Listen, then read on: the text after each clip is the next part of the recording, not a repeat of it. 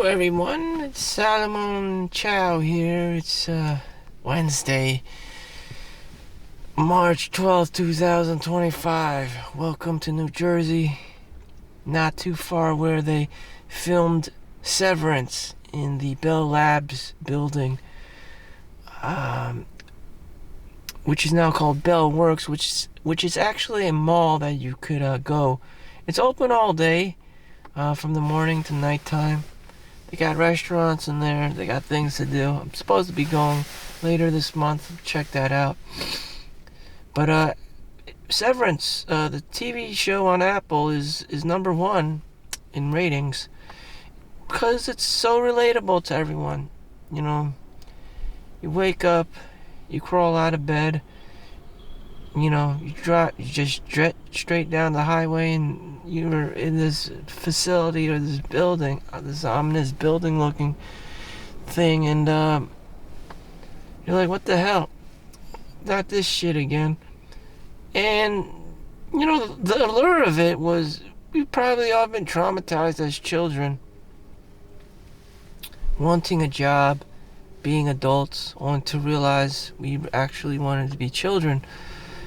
Not wanting to be responsible, not wanting to make money, and that someone else, does all the bookkeeping work for bills and everyday things. Yeah. And here I am, at work again. So I'm 40 now, so this isn't my first radio. So, I'm in the presence of New Jersey. I probably take it for granted that I was just born here, and my parents just moved here. I had no decision making, and I just made it my life because I'm not lazy. My other brother one's in Hawaii, so that tells me and you and everyone else that was his decision. And the other one is in Switzerland. Again, an individual made a decision to move. I was the only one dumb enough to be staying in New Jersey and not seeing any or seeking any outside opportunities to go move somewhere else that's more affordable or funner or has a better dating scene. This and that, which is god awful. New Jersey suffers from everything under the sun, high housing prices, so automatically it's like South Korea. People don't want to have children. People don't care about themselves as much because they're always working all the time to make that money, and then people just become obsessed with money, and they try to monetize everything. They become Uncle Scrooge, and that takes on its own life form. And that's what happens with boys and girls. Yeah. There's always that asshole. How's your girlfriend? I don't know. She's obviously going to seek money, and the fastest way to do it is OnlyFans. Porn industry. They still have strip clubs and brothels and whorehouses. God knows what. And that's probably where she works, for money, because I'm not supporting her in any way, shape, or form. Or she's just Asian and super nerdy, and that's all she does all day, work all day, like me. So there you go. That's New Jersey for you in a nutshell. Can this pattern be broken or anything? I don't know. Workers' comp, if you're a fireman, policeman, and you got injured on the job, you don't have to work anymore. Or if you sued somebody, you don't have to work anymore. Or if you won the lottery, you don't have to work anymore, and you could do whatever. Or you just was, an outlier or some kind of closet genius, or a trust fund baby, and there you go. You don't have to work anymore. But most average ass people have to work. That's what they do.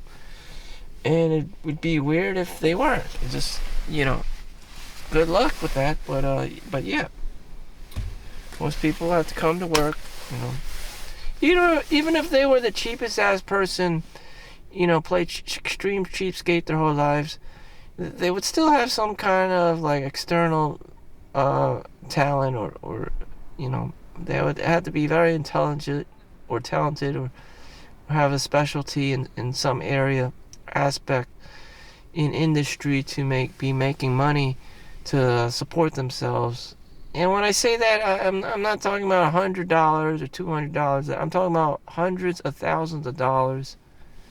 Even up to $1 million to support themselves. So, selling a thing here and there on eBay or Amazon isn't going to cut it. Or going to the pawn shop isn't going to cut it. I'm talking about sustainable generational wealth.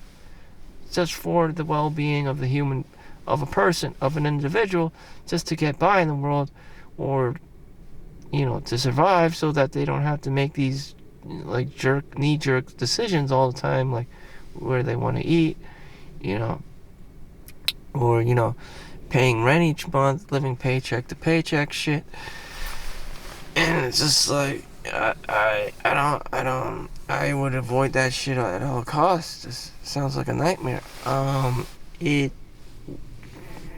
I'm not saying it's not bad for you. I mean, it sharpens your mentality. It forces you to be non-complacent. It forces you to have to work. It sharpens your mind all the time to, like prison. There's a certain amount of pressure to survive because someone's trying to fucking kill you. Similar concept. Pressure. With pressure, you are able to, accomplish big things, greater things. That's why I just plow all my money in the stock market. Because I don't hold cash. I don't want to hold cash. It makes me lazy. People may find that extreme or stupid, but again, you don't know what it's like being that lazy. I could just sit there and play video games, StarCraft, like for, some kids in Rutgers, just Korean kids or whatever, Asians in general, have been playing StarCraft or Diablo 2, or World of Warcraft as, whole semesters, 2 semesters, even to the point of losing their scholarship. I can do that. But I'm aware of that. So the only way to, navigate through this addiction, Asian addiction, whether you call it gambling or gaming or whatever, it's all a part of the same animal, the Asian animal. I mean, you just have to get rid of the money. I mean, it's perverse incentive, is going to help you find your goals and values in life. And being broke is going to help you, determine what's important, your priorities in life, basically. So that's why I dress up and act homeless a lot of times, because I deplete my bank account. I siphon out all the money to the S&P 500 or money market accounts, just because, so that my actual bank account doesn't have much money in it. I get that pressure. The pressure, like in prison, I have to fucking survive, on only $500 or something. Something crazy. Even though my net worth, even though I'm 5% earner. So if you live in America and you make more than $70,000, excuse me, much less. If you make over $40,000, you're definitely in the 1% of income earners in the entire world, including Africa. That's only because there's so many fucking poor people in third world countries. Even South America, East Asia, stuff like that. So that's why if you make $35,000, you're definitely in the top 1% in the entire world. Of that 1%, I am 5% amongst the richest, which I still feel kind of poor, because I told you my strategy. I just plow it all into the S&P 500. in money market accounts so I can buy the dip to keep my sword, sharp, to sharpen my sword each day, to keep my mind sharp, to be the warrior in the garden. And if you don't do this kind of shit, you become complacent, you become fat, you become lazy, you experience procrastination, and there you have it. It's just food for thought. How I operate. How someone else can have a different perspective than you in real life. Now, if you do have money, Jackie Chan is very well known and bajillionaire because of his Hollywood movies and whatnot. And his son became a piece of shit because he had everything. This is a very common theme. I'm not just saying Jackie Chan, but this is because he's relatable. Because I'm Asian or whatever, Chinese, and you just see some Chinese guy on the screen. So, anyways, it's because he had money. His parents could have potentially given him anything, and because of that, he just turned to drugs. There's nothing to work for anymore. He already has the apartment. He bought him an apartment. He bought him, so eventually, I don't know what it was, crack, cocaine, heroin, blue ones, red ones, you name it. That's what rich kids do, if you have everything, you already kind of like experienced everything, and you're just kind of like, I need a stronger drug, my baseline of happiness has gone all the way up, it hit the maximum peak, and now I need something stronger to feel anything. So that's how fucked up it is, resetting the baseline of happiness. For you or anyone else to experience happiness, you also have to suffer each week. That's what the normal 9 to 5 is about. Monday to Fridays, people have to experience hump day and stuff, because otherwise they can't enjoy the weekend. If it was the weekend if it was the quote unquote weekend, if you were trying to live up a weekend on Mondays and Tuesdays, you probably wouldn't experience the same cheap thrills. You never reset your baseline of happiness. So what happens is, people just stay at home all day and get bored. Whether that's a good thing or not, people just don't want to feel bored. They don't have that different feeling. They don't have different mediums. It's like watching TV all day. They didn't go out. They didn't party it up. It's just, they'll just feel more mechanical. It takes a lot for a human being to feel like they're human. Again, back to Severance, the TV show. Again, it's always about the 9 to 5, the Matrix. And just having that feeling of mundaneness, of how do I get through the week. And you probably experimented this shit. I've seen different people live out different schedules and lives, and whatever. You just have to find what works for you ultimately, and that's just that. And Monday through Sundays, damn, what makes you get through the day like a Wednesday? It's not easy. Each time it's not easy. You can even feel like you have withdrawal. You may even feel depressed. Maybe you lost a loved one. Maybe you got sick. I mean, the list of shit just can go on and on. It's just like, I don't want to know. I don't want to know. For the most part, I don't fucking want to know. And it just gets worse and worse as you get older. I'm 40 now, so yeah. Then you need like different doctor exams. Like, I used to get away with going to the doctor like never. Now you're supposed to get a colonoscopy and a colorectomy and whatever test, and an annual wellness checkup, an eye checkup. Like, ultimately the doctor's supposed to stick his finger up your woohoo and check out your prostate and have fun with you that way. I mean, it just gets worse and worse. I mean, damn. Anyways, I don't know. I don't want to know. Sometimes I just don't want to know. A lot of times, ignorance is bliss. I don't want to know everything. I always knew I didn't want to know everything. And, it's just like seeing, the guy in being in Disney World and seeing Tigger and Mickey Mouse, who's behind the mask. And it's just like, oh, fuck, some ugly ass, Mexican, Asian guy underneath the costume trying to feed his kids. And you're like, the fuck? The fuck is going on? Just, oh, God.